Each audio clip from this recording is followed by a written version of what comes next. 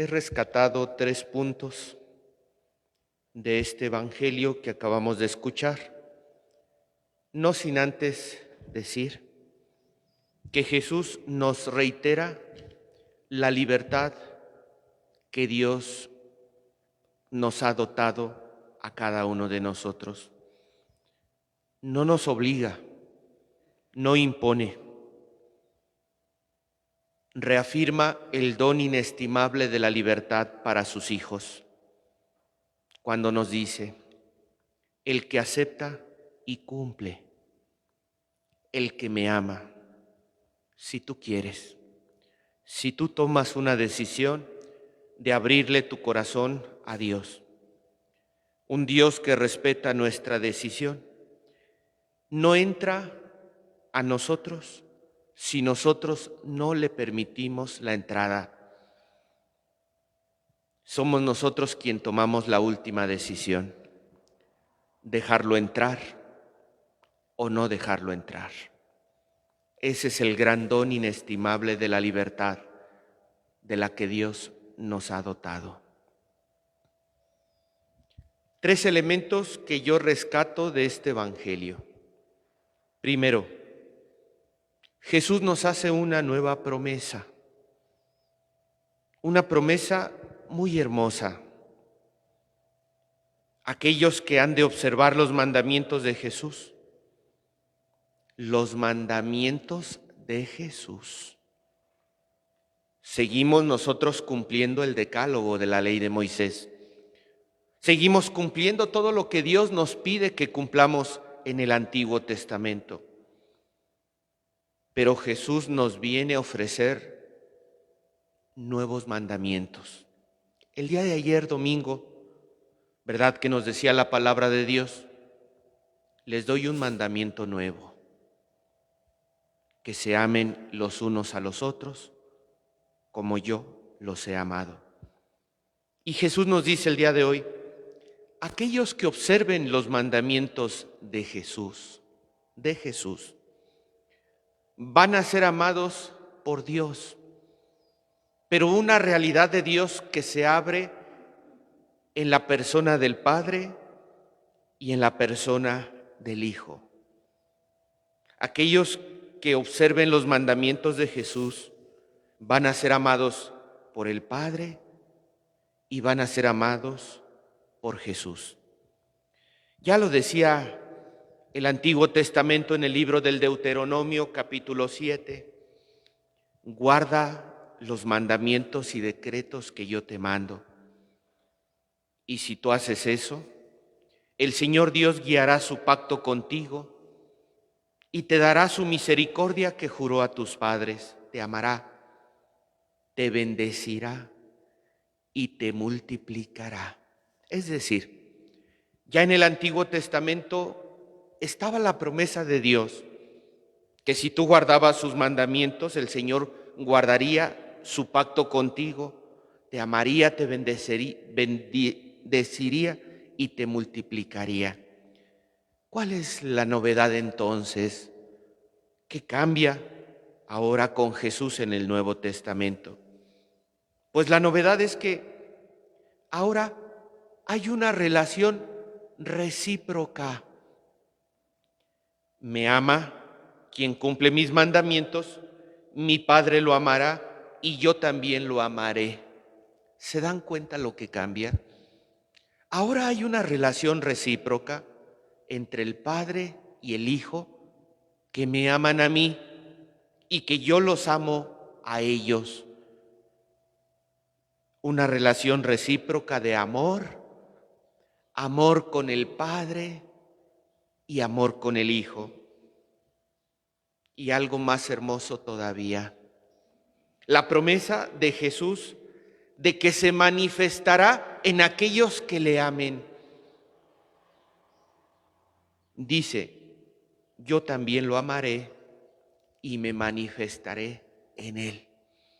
La manifestación de Dios que vive Pablo y Bernabé en la primera lectura, donde ellos son capaces de hacer milagros y la gente decía que Bernabé era el dios Júpiter y Pablo el dios Mercurio, por los prodigios de Dios que ellos realizaban.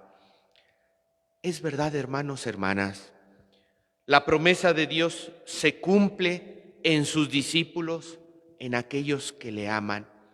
Si nosotros guardamos sus mandamientos, además de que el Padre y el Hijo nos amen, el Hijo se manifestará en nosotros.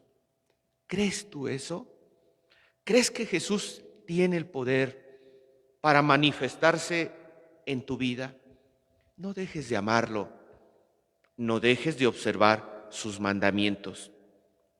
Y ante la pregunta de Judas, no el traidor, no el Iscariote, sino Judas Tadeo, que se preguntaba Judas Tadeo, ¿por qué te vas a manifestar?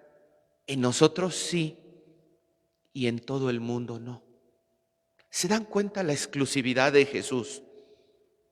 Jesús se va a manifestar en los suyos, se va a manifestar en sus discípulos, se va a manifestar en los que lo aman.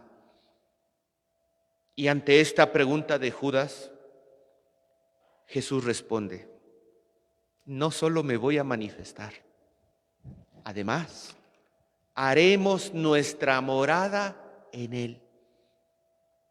Dios, el Padre y el Hijo, harán su morada en el discípulo que lo ama y que es amado por Dios.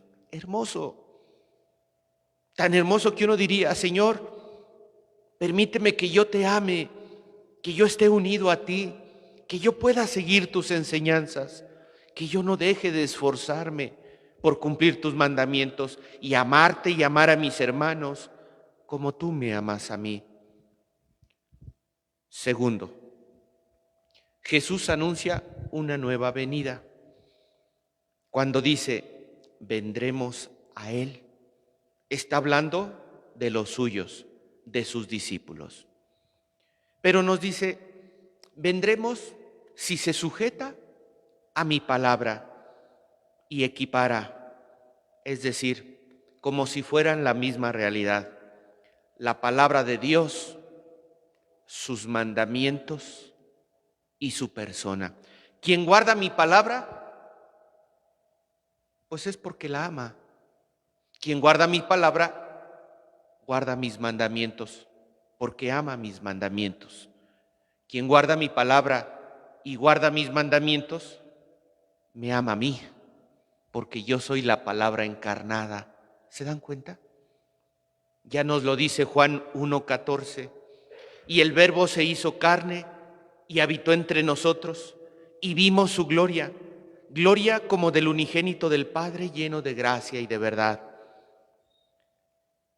Palabra, mandamientos, persona. Si Jesús es el Verbo encarnado, es porque Jesús es la palabra de Dios que vive. ¿Y qué encontramos en la palabra de Dios? Sus mandamientos. Por lo tanto, yo no puedo decir que amo a Jesús si no amo su palabra. Yo no puedo decir que amo a Jesús si no amo sus mandamientos.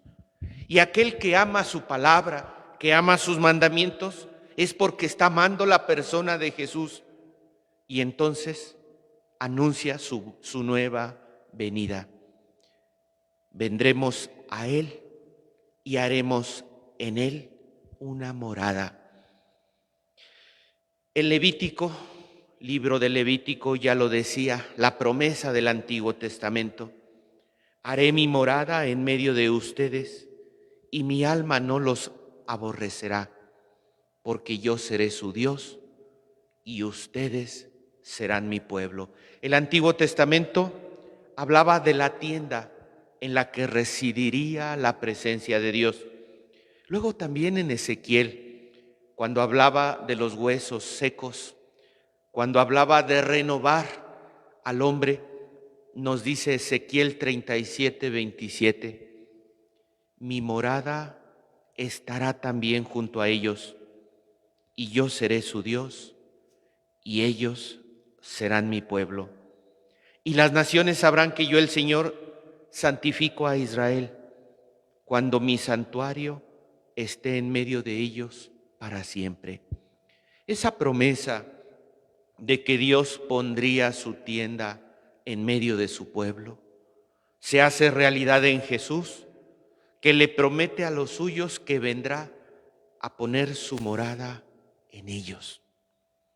Lo hace en una promesa a futuro, pero lo hace también en una promesa en el presente. Me explico. Hay otro pasaje anterior de San Juan que nos dice: en la casa de mi Padre hay muchas moradas, y si me voy y preparo un lugar para ustedes, vendré otra vez y los tomaré conmigo para que donde yo esté, estén también ustedes. Si Jesús nos va a preparar una morada en el cielo, ¿no creen ustedes que también Jesús tenga el poder de preparar en nosotros una morada de Dios aquí en la tierra? ¿No creen que Dios tenga el poder? ¿Por qué esperarnos a morir para habitar en la morada de Dios, cuando Dios toca la puerta de nuestro corazón, para que nuestro corazón aquí en la tierra sea morada de Dios y templo del Espíritu Santo? ¿Se dan cuenta? ¿Se dan cuenta qué hermosa es la vida si la podemos aprovechar estando unidos en la presencia de Dios? Ya lo decíamos pues, primer elemento, la nueva promesa del amor por medio de la palabra y los mandamientos. Segundo elemento, la nueva venida de Dios, que nos prepara una morada en el cielo, pero también quiere que nosotros seamos su morada aquí en la tierra. Tercero, y yo creo que este sería el más abundante, pero trataré de ser lo más breve. Comienza la figura de la tercera persona de la Santísima Trinidad. Aparece la figura del Espíritu Santo. Ya nos queda menos de la mitad del tiempo de Pascua, que cerraremos en el día de Pentecostés. Y Jesús nos lo anuncia. Enviará al Espíritu Santo, que nos enseñará todas las cosas y nos recordará todo cuanto Jesús nos ha dicho. El Espíritu Santo que Jesús nos anuncia será nuestro maestro, será nuestro abogado defensor. Y para no alargarme mucho, y ya hablaremos en días posteriores del Espíritu Santo, solamente diré: el Espíritu Santo se manifiesta en nosotros en todos los tiempos verbales que nosotros podamos comprender. Rescato solamente 4. El Espíritu Santo viene a nosotros para que podamos comprender el pasado, las Escrituras, la palabra que Dios nos ha enseñado, aquello que ya sucedió, los acontecimientos de Jesús, los podremos comprender mejor gracias a la acción del Espíritu Santo. En futuro, el Espíritu Santo nos enseñará para que nosotros podamos aprender lo que viene después, lo que se nos espera en esta vida, hacia dónde se dirige, cómo se van a realizar las promesas de Dios, lo que sucederá. Nos lo explicará el Espíritu Santo para que nosotros podamos aprender lo que viene. En presente, el Espíritu Santo está con nosotros en tiempo presente porque nos ayuda a discernir, nos ayuda a comprender lo que está sucediendo en nuestra vida, a tomar las mejores decisiones, a caminar según la luz de Dios, a dejar el camino de sombra y de tiniebla. El Espíritu Santo, pues, es nuestro compañero que nos permite discernir lo que nos sucede. Y agregaría el tiempo gerundio. El Espíritu Santo estará siempre junto a nosotros, porque gracias a la presencia del Espíritu Santo, nosotros estaremos comprendiendo en todo momento las obras de Dios que se realizan en medio de nosotros, las obras de Dios que quiere actuar en cada uno de nosotros. Ese Espíritu Santo estará caminando junto a nosotros y nos ayudará para estar comprendiendo las maravillas que Dios realiza en nosotros. Que así sea.